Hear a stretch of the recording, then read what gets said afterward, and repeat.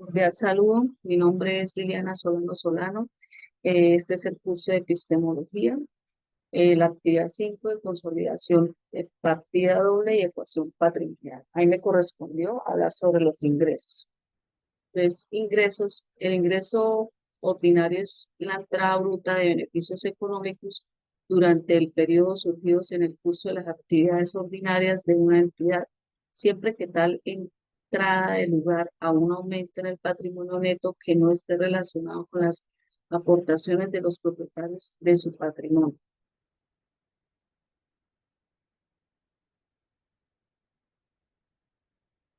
Tipos de ingreso. Los tipos de ingreso se pueden clasificar en distintas categorías.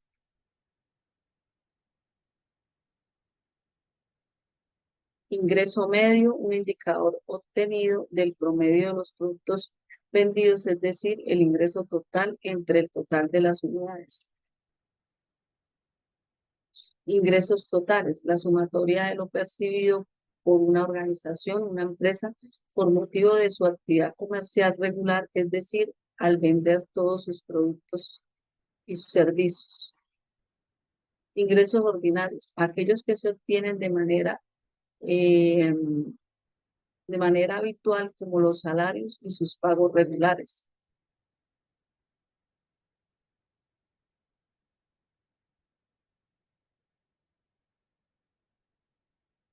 Los ingresos públicos, aquellos que perciben el Estado a sus distintas dependencias a partir de los impuestos y otros mecanismos. Los ingresos extraordinarios, aquellos que provienen de eventos o acontecimientos imprevistos o inesperados, como la emisión de bonos de un gobierno a ganarse la lotería.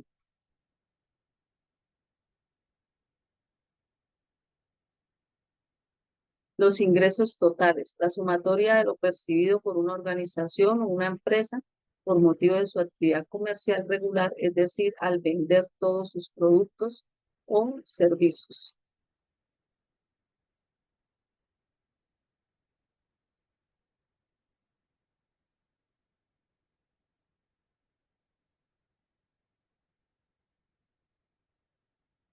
El ingreso marginal, en microeconomía se llama así al incremento de la venta total de un sector cuando se posiciona una unidad más de lo esperado.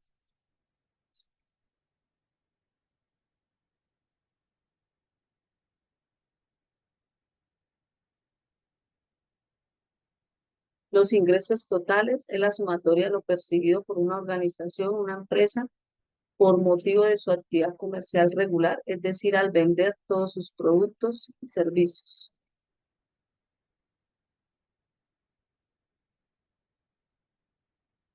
La importancia de los ingresos.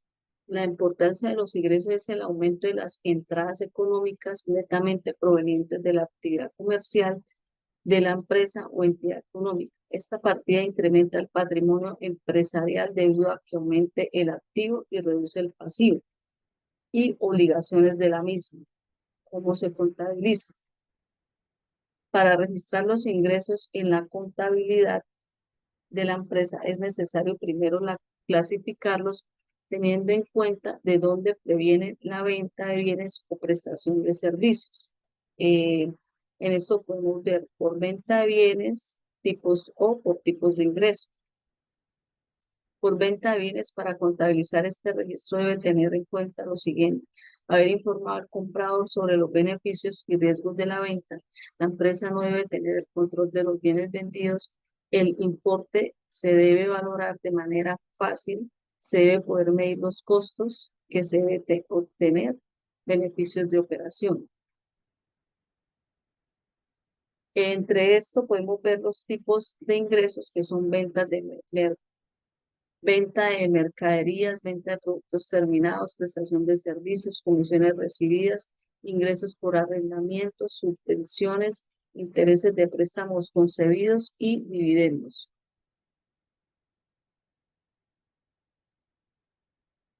Acá podemos ver unos ejercicios prácticos sobre los ingresos. Sí, acá, por ejemplo, hablamos sobre la venta de mercancías de contado, la cual pues se registra en la contabilización, se lleva a la 4 y hace la entrada en el banco y se lleva pues la contabilización del costo de las ventas, eh, donde se hace la contabilización afectando las 61 contra la 14. Y aquí vemos un ejercicio práctico donde se venden mercancías, pues igual se lleva la cuenta 4 que es la venta de otros productos, el IVA, se hace la retención y está pues en la entrada que es la 1105.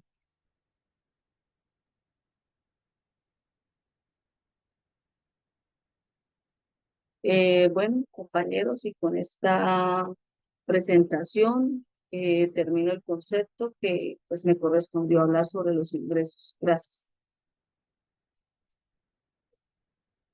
Buenas noches, mi nombre es María Fernanda Ojeda Franco y a continuación haré presentación del tema gastos.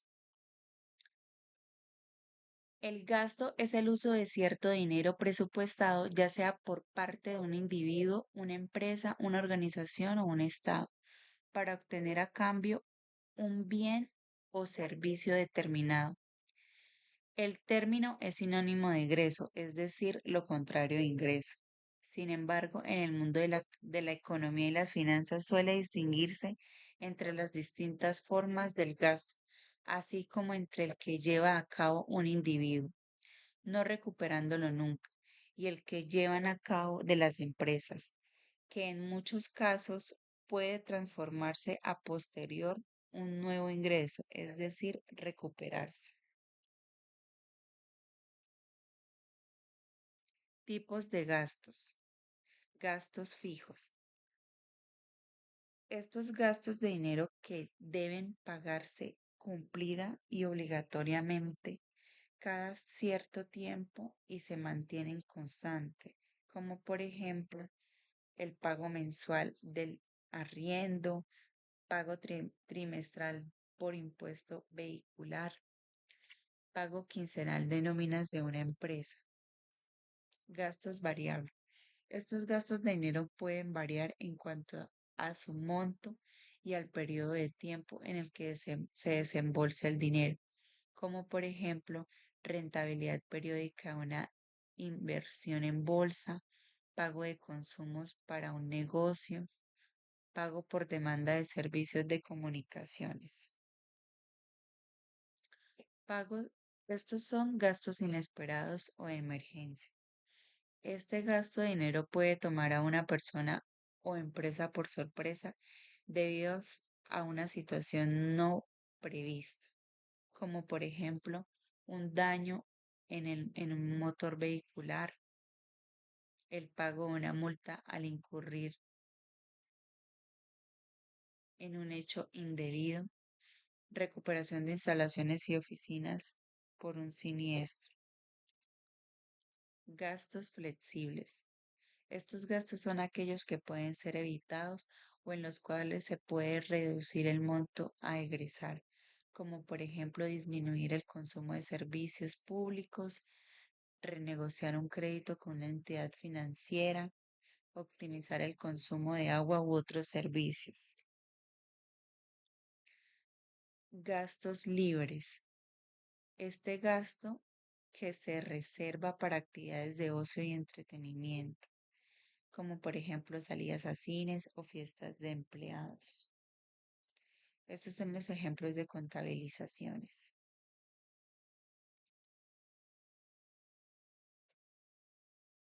Diferencia entre gasto y pérdida.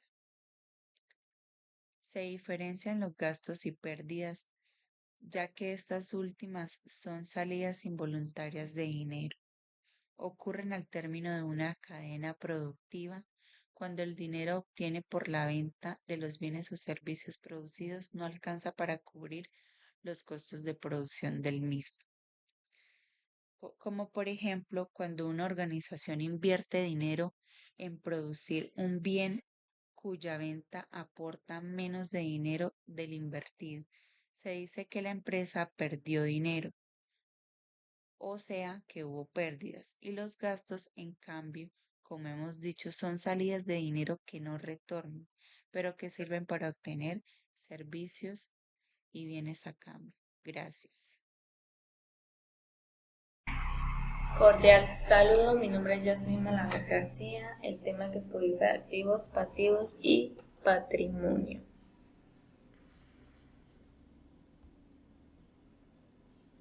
Activo es un recurso controlado por la entidad como resultado de sucesos pasados y cual espera obtener en el futuro beneficios económicos. Este agrupa el conjunto de las cuentas que representa los bienes y derechos intangibles y tangibles de propiedad del ente económico que en la medida de su utilización son fuente potencial de beneficios presentes o futuros. Comprende los siguientes grupos: efectivo y equivalente al efectivo, las inversiones, los deudores, los inventarios, las propiedades, planta y equipo, los intangibles, los diferidos, otros activos y valorizaciones. Un ejemplo de registro contable de activos: una empresa compra mercancía para venta por valor de 30 millones, paga en efectivo el total. La naturaleza del activo es cuando por el débito aumenta y por el crédito disminuye. Pasivos. El pasivo es una obligación presente adquirida por la entidad surgida de sucesos pasados, al vencimiento de la cual se espera que la entidad deba desprenderse de recursos que dan beneficios económicos.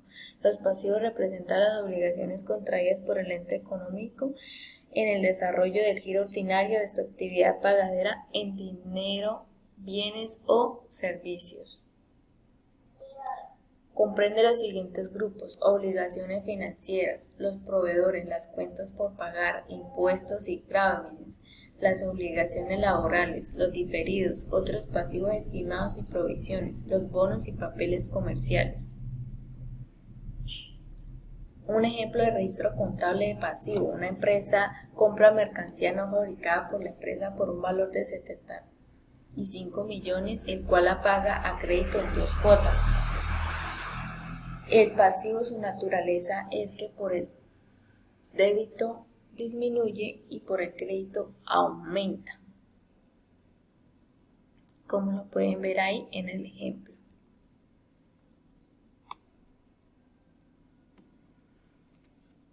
Patrimonio. El patrimonio podría entenderse como la participación residual de los activos netos de una entidad. Una vez disminuidos todos sus pasivos, el patrimonio de una persona natural está compuesta por el aporte personal que hace el dueño a su empresa y el patrimonio de una persona jurídica por los aportes que hacen los asociados. Comprende los siguientes grupos: aporte de los accionistas, socios o propietarios, superávit, revalorización de patrimonio, dividendos y resultados de ejercicios.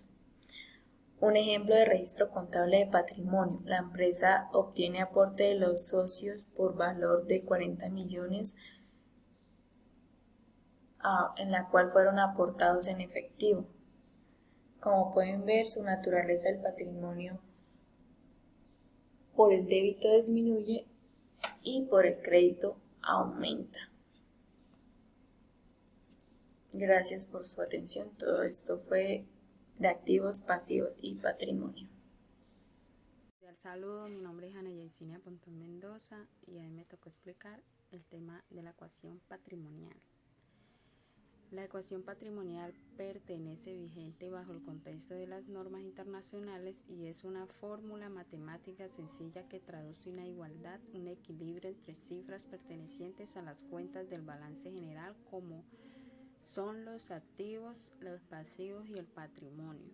La ecuación patrimonial es la comparación que se hace entre lo que la empresa debe y lo que la empresa tiene y lo que la empresa debe, permitiendo haya la proporción en la que se financian los activos de la empresa. Y fórmula de la ecuación patrimonial. En principio, la ecuación patrimonial se representa con la siguiente fórmula matemática. activo igual pasivo más patrimonio, pasivo igual activo menos patrimonio, patrimonio igual activo menos pasivo. Los bienes y los derechos de la empresa, las deudas de la empresa con terceros como proveedores, patrimonio, las deudas de la empresa como los socios, aportes sociales. ¿Qué pasa cuando la ecuación patrimonial no se cumple? Cuando suma de los activos no es igual a la suma de los pasivos y patrimonio, o mejor, cuando la suma de pasivos y patrimonios es superior a la suma de los activos, el equilibrio se ha roto y no significa otra cosa que la empresa está quebrada. La ecuación patrimonial no se cumple cuando la empresa debe más de lo que tiene, porque se supone que la suma de los activos siempre debe ser igual a la suma de los pasivos y patrimonio. Ahora, si la suma de los pasivos y patrimonio resultara inferior a la suma de los activos, significa que se nos ha olvidado la aritmética básica y hemos incurrido en un error de cálculo. Ejemplo de ecuación patrimonial. Álvarez y Cía suministran la siguiente información. Posee 600 en cuenta corriente bancaria. 3 millones. Posee 600 en cuenta corriente bancaria. 3 millones en equipo para oficina. 1.200.000 para 1.200.000 que debe cobrar por venta de mercancías. 1.800.000 en terreno debe pagar a proveedores. 900 un préstamo bancario por 500. ¿Cuál es el patrimonio de la empresa? Bueno, están patrimonio igual activo menos pasivo. Sería esta ecuación. En activo tendríamos bancos 600, equipo de oficina 3 millones, clientes 1.200.000, terrenos 1.800.000. Sería un total de activo de 6.600.000. En pasivo tenemos bancos nacionales 500, nacionales 900. Sumando eso serían total pasivo 1.400.000. Me dice, entonces sería patrimonio igual al activo 1.600.000.